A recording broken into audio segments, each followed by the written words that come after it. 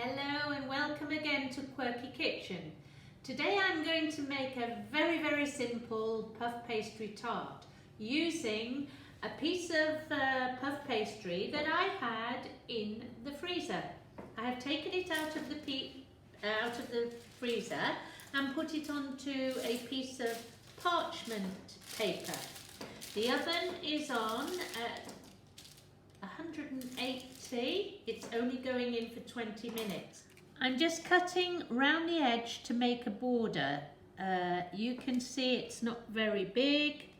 All the way round the edge. Don't cut all the way through. Just score it lightly. And then with your egg wash, brush round the edge. This is to make a slightly raised border, because when this cooks, the puff pastry raises up and I'm going to push the middle bit down. Now, as you can see, this is a little bit more browned around the outside. And what I'm going to do now is push in the middle so that it makes like a proper tart. It's actually quite clever the way that just scoring lightly, not all the way through, and brushing the outside, you can see that you can make a tart. Can you see? There. Now, very quickly, I'm going to put the cream cheese and the beetroot in this base and put it back in the oven for 5 minutes before I actually finish it all off. Very quickly now, I'm just going to put some filling on this of some beetroot, and I'm going to put it back in the oven for 5 minutes before I put the topping on it completely. So what I'm putting in now, this is a mixture of cream cheese. I actually used the cream cheese with herbs in because it's got a little bit more flavour. And I've whisked it together with a fork with soft goat's cheese, and it's actually a really lovely flavour.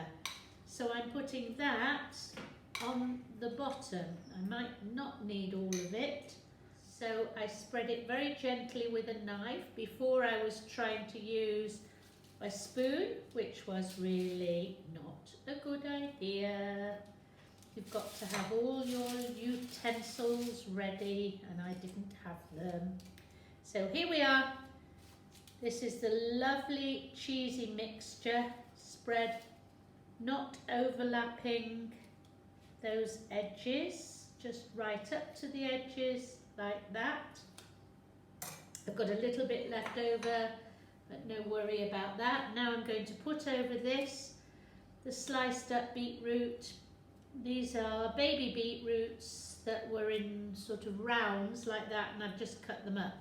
But obviously that's what I had in my cupboard, but you can use already sliced beetroot out of a jar. You don't use boiled up beetroot, use the one out of the jar.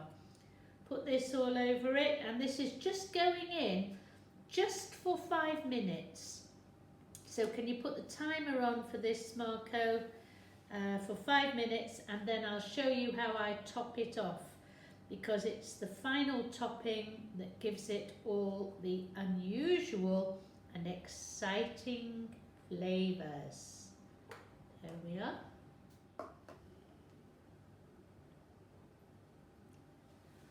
Okay, this has been 5 minutes in the oven, and now this is pesto. I made this earlier. Pesto is something that is very simple to make, but a lot of people buy it in, and to be honest, you shouldn't. You should make it yourself. This particular pesto is made with 40 grams of pine nuts. That's a small handful of pine nuts. 40 grams of grated Parmesan cheese. Again, that's a small handful of Parmesan cheese. 2 cloves of garlic, and a big bunch, 60 grams say, of fresh basil leaves. Don't put the stalks in, just the leaves of the fresh basil. You put that in one of your whizzers. Lots of people have these really expensive ones. I don't. I have a very simple one. And you put it in your liquidizer with about 140 mils, which you can measure in grams as well, of olive oil. And do that as much as you can. It's still a little bit lumpy, you can see. And then you put some salt and pepper in to taste. That is fresh pesto.